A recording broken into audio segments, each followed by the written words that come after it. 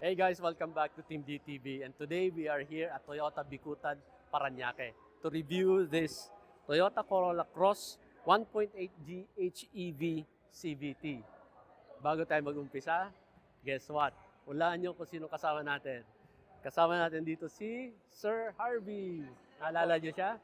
Yes, nandito na siya sa Toyota. Okay, Sir Harvey, ilang Ilang variants meron tong Toyota Corolla Cross? Sir, bali, Toyota Corolla Cross is po siya. Tatlo yung variant niya. Yung base variant niya is yung G variant. Which is ito? Ito po yung sa G variant. Then, yung mid variant niya yung V. Then, yung pinaka-top of the line yung GRS. Okay, so G, V, tapos yung GRS. GRS. So, ang i-review natin today is the G variant. This is the entry level. Entry level. Magkano nga yung presyo nito? 1,498,000. 1,498,000. Okay. Tama? Tama. Okay. So double check ko lang, lahat ng Toyota Corolla Cross ngayon, hybrid na. Hybrid na po, sir. Hybrid Wala nang gas lang. Wala nang gas lang. Lahat po siya, hybrid na. Pag-usapan natin yung front fascia. Okay? So, dito meron tayong LED headlight, ano? Yes, LED na po siya. Yes, LED And na. then meron kang mahaba ditong DRL. Ito sa loob parang may isa pang LED, ano? Parang additional, baka signal light to, ano? Signal light? Yes, signal light po dito. Yes. Okay, tapos nandun din siya, may repeater, may turn signal din siya dun sa side mirrors. And then going down here, mapapansin natin, bago na tong grill. Kasi nung unang lumabas to, hindi ganyan ang itsura niyan eh. Iba na po. Nung una bang lumabas yung Corolla Cross, meron pang gas lang, hindi HEV. Meron pa nun, sir. May gas yun, pa. I think yung dating grill na design, para yun sa kasi parang may distinction pa na gas siya. Pero ngayon kasi pagka HEV or EV, pag napapansin nyo guys, ang mga EV ngayon, parang sarado na siya dito. Kasi nga, hindi naman niya kailangan ng ventilation para sa radiator, para nga sa cooling system, to help the cooling system of the gas engine. And since ito nga, hybrid na siya, so hinaluan siya ng design. In-improve po. In-improve. Yung kasi pag gantong medyo sarado, it gives you that EV look, EV feel, di ba? Aesthetic po, parang HEV peg po nila. Tsaka yung grill ngayon, integrated na sa bumper. Unlike katulad nung Yaris dun sa kabila, ayun, nakahiwalay yung grill, di ba? Ayan po. Ito, hiwalay yung grill sa bumper. So anyway, pinakita ko lang. Balik tayo dito.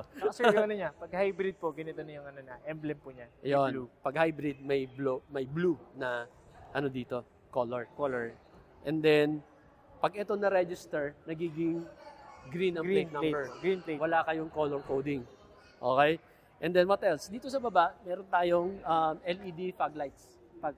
Alright? Fog lamps. Tapos, ito, wala naman to, aesthetics lang to. Aesthetic lang Hindi po. naman to, walang aftermarket na accessory dito. Wala naman po. Kasi sa iba, mukha tong, di ba, sa ibang brands, Iba, ginagawa nila, nandito yung headlight eh. So siguro maganda kung later on, aftermarket, may malaking ilaw dito pwede. Pwede rin, sir, pero yun for now, ganyan lang siya, no? Opo, yes. Okay. Tapos, may parang accent dito. Silver accent po dito sa may front bumper niya. Oo. So parang it gives more, medyo sporty yung dating, dating, And maganda yung ground clearance, estimate ko mga 190 siguro to, 195. Okay, dito naman tayo sa side profile sa left. Kung mapapansin nyo, may design yung hood, that goes all the way here, papunta dito sa may A-pillar, all the way dito sa front door. Kapansin-pansin siya. And then you have this HEV emblem dito. Badge. And meron ka ditong plastic na fender guard. Okay? That gives it a more sporty na look, di ba? Kasi it goes all the way dun sa running board niya papunta sa likod. Simple lahat siya. Yeah. Ang likod po. So, let's take a look at the wheels. Well, nakakatuwa number one is naka-disc brakes na siya all around, no? Apo, parehas po silang naka-disc brake na po. Both front and rear. And then, maganda yung tires niya. It's Bridgestone. And po. anong size nito? Size 17 na to, sir. 17. Okay. So, yung size niya is 215, 215, 60 series, 17. R17. Yan. Sakto lang, hindi to maingay. Hindi masyadong low profile. Tsaka maganda pa rin po yung ano niyan. Magandang yung ride. riding comfort. I think sakto lang. Pero yung mga iba na mahilig gumayak or magporma ng kotse, I think kasya pang 18 dito. Kasya, and possible a po, little sir. bit wider pa, no? Kaya, sir, kaya pa yan. Maluwag-luwag pa yung fender, yung wheel well niya. Yes. Okay, dito naman sa likod, meron tayong shark fin antenna and meron ditong parang ducktail na parang maliit na rear spoiler. Rear spoiler. Pag tinignan mo dito sa side profile, maganda siyang tingnan. Ayan, maporma tingnan. Alright? And then, you have yung washer, Rear windshield washer. windshield washer para sa wiper. And then meron tayong third brake light. Tapos merong yung antenna. Sir? Defogger. Ano ba? Defogger, no? Defogger. Defogger. Yes. And then of course the blue Toyota logo and meron ka dito napakalinaw na Corolla Cross Badge. emblem. Right? And then one thing na maganda sa mga Toyota, yung mga butas ng plate numbers nila, sakto na para sa atin dito sa Pilipinas, di ba? Yung mga ibang brands, kailangan mo pang bumili ng mga adapter. Okay? And then, dito naman sa ilaw, this one, pag binuksan mo yung park light, LED to.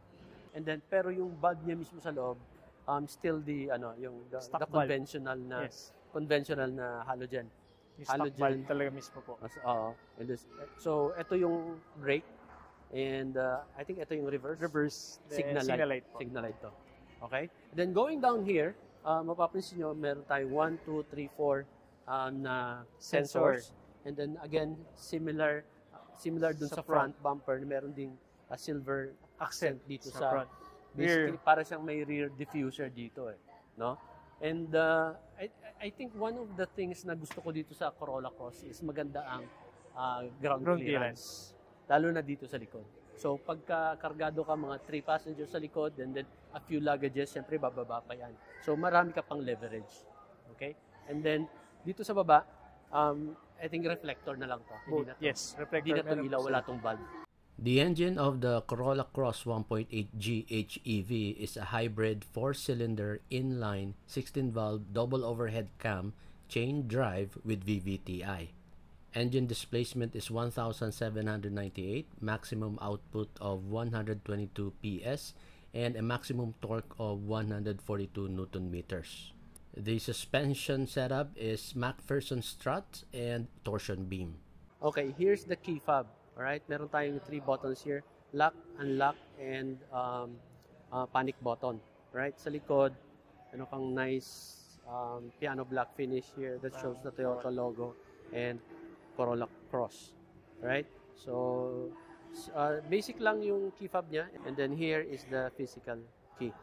Okay, so if we press the lock button, ayan, single flash. Alright? So right now, nakalock siya. Pag i-unlock natin, ayun, the side mirror unfolds. Alright? And then let's try to lock it again. Meron siyang tinatawag na parang smart entry. So pag lumapit ako, okay, paglapit ko, if I just hold this, automatic nag-unlock. Hindi ko pinindot yung key fob. So you can already open and get inside the car. Now, pag paalis ka na, you just press this. Ayan, magla-lock na siya. So you don't really need to take out the key fob. You can just put it inside your pocket or in your purse kung girl ka. So inside the Toyota Corolla Cross is it's an all black affair, and sorry guys bias ako, alam niyo naman, mahilig ako sa mga dark interior, so ganito in love ako agad sa mga ganyan, tapos may mga ganitong aluminum or silver accent, gusto ko yan. Okay, so dito hindi siya plastic, meron siyang soft touch material, it looks like leather, tapos meron siyang white stitching, and then here it feels more like leather, ibang material dito pero mas comfy to since this is your touch point Pag nagda-drive ka, nandyan yung elbow mo Alright? And then, yung power window control and power side mirror. And yun, may control din for the to fold and unfold the side mirrors. And then you have some storage space here and of course, a bottle holder and your speaker. Tara, pasok tayo sa loob. Kapilang.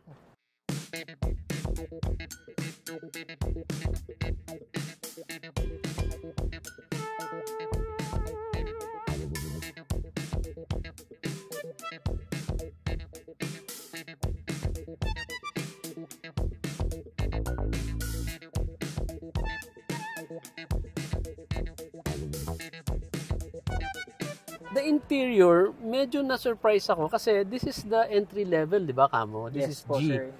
Pero, all black, tapos yun, leather dito sa dashboard, and then yung seats niya, leather. So, medyo tatanungin kita sana kanina nung bago tayo nag-umpisa, nasilip ko to. Sabi ko, yung G, naka-leather na, ang ganda. So, yun nga, sinasabi pala ni Sir Harvey, ito palang leather na to, this is for an extra 80,000 pesos na pwede mong i-avail dito mismo sa Toyota. Right? Yes po, yan. Guys, Accessories po siya. I'm telling you, ako maselan ako sa mga leather. I'm telling you. Akala ko to, naka-upholstery. Seat cover lang siya. Pero ang ganda na pagkaka-tailor, yung mga cuts niya, it follows the contours of the cushion. Tapos the way it was installed, sobrang neat, na snug, na aligned, na akala ko, honestly, upholstery. So, cover lang siya. Pulidong-pulido. Very tight, exact yung mga lines. Okay?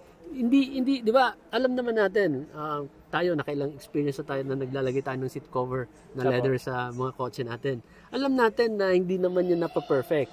Natutuwa na rin tayo. Pero ito, almost like upholstery na siya. Yung pagkaka-install, pagkaka-mount. So, kung kukuha kayo ng ganitong variant, yun nga lang, di natin mapakita yung itsura ng upholstery, nung fabric sa loob, no? But guys, pag nakita kayo ng ibang Corolla Cross na G na naka-fabric at nag-iisip kayong kumuha ng leather seat cover, I think sulit yung pera nyo dito with this quality of leather. Para sa akin, opinion ko lang yun. Okay, so ito yung instrument cluster. I would say it's very simple lang and very straightforward. Maganda yung color combination, maganda yung contrast. And as you can see doon sa left side, merong eco. You can see color green. Tapos blue sa baba niya. CHG that would mean charging. So if you are running on eco mode on a very optimal speed, very economical yung speed mo or yung consumption mo, I think dyan i-indicate yung electric. Yung electric dyan sa eco. Okay. Tapos pagka bumirit ka, dun aakit ka sa power. Right? And then there's your fuel gauge, temperature, and dito yung mileage mo, odometer, and other information. Maganda, okay naman. Alright? And then here, anong size to, Sir Harvey? 6.8. 6.8. So, para siyang floating, di ba? Head unit, yeah. Parang floating head unit. Tapos, meron siyang silver accent. Tapos, black piano finish. Okay naman. Elegante din naman yung itsura niya. And it matches the entire design of the dashboard. So, meron ka ditong parang open, plain na minimalist lang na plain design. Tapos, andyan, dashboard. Yung nagko-continue dito yung aluminum finish. And then, there's your aircon vent. Right? And then, dito rin center aircon vent. And also, black piano finish. Meron lang siyang plastic protection kaya hindi nyo masyadong nakikita yung pagka-shiny ng black piano finish. And you have your aircon. No. Aircon ba to? Yeah, aircon. Yes, aircon. And then, ayun. So, meron ka pang mga physical buttons dito na as, you know, most of us, we still prefer that kasi minsan hassle pagka lahat na lang nasa screen. So, kapag nagdadrive ka, quick adjustments, mabilis. Ayun po, as you can see, dito naman po sa head unit ni Corolla Cross, ano na rin po siya, equipped na rin po siya with Apple CarPlay and Android CarPlay ready. Then, responsive din po. Yan, as you can see, yung ano niya. So, yan, pwede pa rin naman po kayo mag-Bluetooth. Then, yan, dalawa nga po, Android Auto and Apple CarPlay. Then, dito naman po tayo, makikita nyo, meron po siyang built-in na kasama na pong dashcam. So, this is for security rin po nung user. Yes, so, pero mukhang wala pa tong you have to buy your own SD card. Yes, hindi ko lang po sure kung yung sa memory card nito kung anong maximum niya. Typically lang naman yan parang I think sir, dito, parang nag-ano lang siya. Yung nag-overwrite na siya. Pero gusto ko yung maganda talaga kasi kapag kasama na sa stock kasi malinis. Like ayan, yung wire niya may may parang railing or molding. Nakatago po siya. Nakatago na siya dito. Para Alright? siya naka-wire top po. And as usual, Yung alam pa rin, niyo sir. naman, favorite ko yung ganitong black interior, Head. yung headliner, sorry. Ayan, tapos meron siyang vanity mirror, Vanity tapos mirror, may ilaw. equipped with LED na rin po yung LED ano niya, na rin, yung so pati sa light. passenger. Alright, tapos So, yun dito, ayan, Both. LED na rin, ano? Apo, LED na rin parehas. So, Pwedeng ang ano, galing. pwedeng single, tapos parang pwede pong sabay. Sabay. Teka po. Teka ba? Ka-door ata. Ayan sa door. Oo. Ayan. Ang napansin ko, kasi, di ba, tingnan mo, mas maliwanag dito, tapos dito parang nag-fade. So, parang ginawa na nyo to at the same time, this is like your map lamp, kasi nakafocus na siya dito sa'yo. So, tig-isa tayo, driver tsaka passenger. Ayan, hindi na siya hiwalay. Ayan o, mas malakas ang ilaw dito. May focus siya. No? May focus siya doon pababa, pang kung nagbabasa ka. So, eto, if I close the sun visor, mag-off ba? Ayun! Kasi yung iba, ang switch, ayun, ang iba nandito. Dual siya. Dual. So ngayon, kung nagmamadali ka, nag-aaway kayo ni Mrs., bala ka sa buhay mo. Sarado na Ayun. Naka-off din, di ba? So, kahit inis si Mrs. na iniwan yung bukas to, mag-off din siya. Tsaka maganda sir, meron pa siya. Yung lagyan ng mga cards. May card or FIDs, pwede mo maglagay. Tapos yung ano natin, rearview mirror, wala naman itong special function, no? Normal. Kasi Yung this is- the usual pa rin na ina-adjust na manual Yung anti-glare. anti-glare. Okay. Kasi, again, this is the entry level. Entry G, level. no? Pero, medyo na-surprise ako. Maganda yung ginawa ng Toyota na nilagyan nila ng ganitong leather seat cover. Nag-match talaga dito sa Ears sa dashboard. Dashboard. Pati yung material dito, yung color dito sa side moldings. Akala ko talaga kanina medyo naloko ako eh. Mukha talaga siyang upholstery. Opo, iba. Okay, down here, below the instrument cluster, meron kang wireless charger. So, tingnan natin. Hiramin natin itong phone ni Sir Harvey.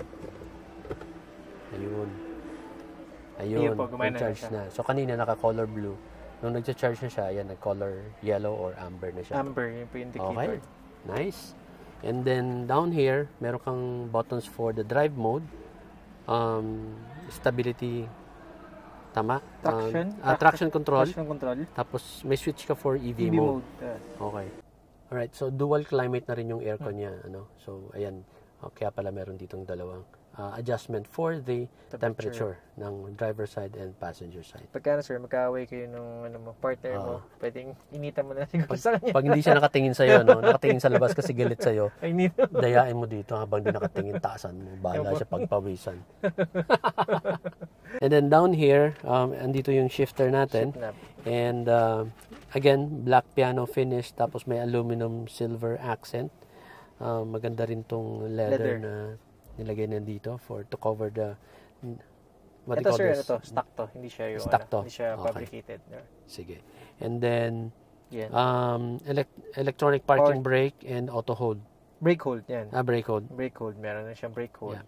And then dalawang Yan, sir. medium size cup holders, holder. right? Tapos gusto ko yung gantong may ano May sa ilki gitna. dyan, sir. Yan yung, Kasi makakapaglagay ka ng ganyan sideways. Right? And then down here, medyo maliit lang na center console box. And what do you have here? comes with May USB-C. Type-C. Tapos the usual cigarette okay. port So charger. May 12 volt 12 volt socket. socket. And yeah, medyo mababaw lang. Hindi siya ganun ka-deep yung storage niya. And then maganda rin yung leather dito. Nag-match talaga no? Look at that. This is stock. Stock. 'Di ba? Ito yung cover na pinag-uusapan natin. Halos pareho lang sila. Parehas po. And then yung glove compartment natin, pa-open Ito pa. nga please. Ito po yung Slow open siya. Apo. Slow open, bitawan mo. Yan, Yun. slow open. Okay, nice. Alright, moving here to the second row. Again, nararamdaman ko na naman itong magandang leather. Maganda talaga siya. So, this is my driving position. Alright. Honestly, sakto lang yung space. Okay? Again, I am 5'6", 145 pounds. I have about a fist and a half na space. So, kung ako lang dito, okay naman. And gusto ko yung height ng upuan kasi nakikita ko sa labas. Di ba yung iba kasi medyo lubog tapos yung design pa dito medyo pataas. Para kang nakatago. Ito, para kang driver na you have that commanding view. Alright? So, as a passenger dito sa likod, maganda, nakikita mo rin, kita mo sa front, kita mo rin dito sa side. Maganda yung visibility mo around. Makikita mo yung mga view sa labas. Alright? And, sakto lang din dito yung elbow room, pero pansin ko talaga yung headroom malaki. Maluwag. Ayun, no? And then here, merong tayong dedicated aircon vents. So, left and right. Right? Ayan. Pero down here, no more storage, wala na ring USB chargers. So, at least meron tayong aircon vents dito. And then here, as you can see, we have 3 headrests. Alright? So, here, meron kang cup holders. Comfortable naman. Uy, malambot. You can rest your elbow kung dalawa lang kayo. But since meron tong headrest in the middle, it suggests na pwede dito ang 3 passengers. But let's see, comfortable ba ang 3? Ayan. I think mas maganda, subukan natin, kasama natin dito si Sir Harvey. Okay, sir. Halika. Tara po. Ayan, so nandito kaming dalawa ni Sir Harvey. Parang I think kaming dalawa, sakto lang. Alright? Ibaba natin tong armrest. Ayan, sakto lang. Okay? Pero kung 3, another Harvey or another me, size ko, medyo alanganin na. Yan, no? Touchy-touchy na kami yan. Oo nga, sir.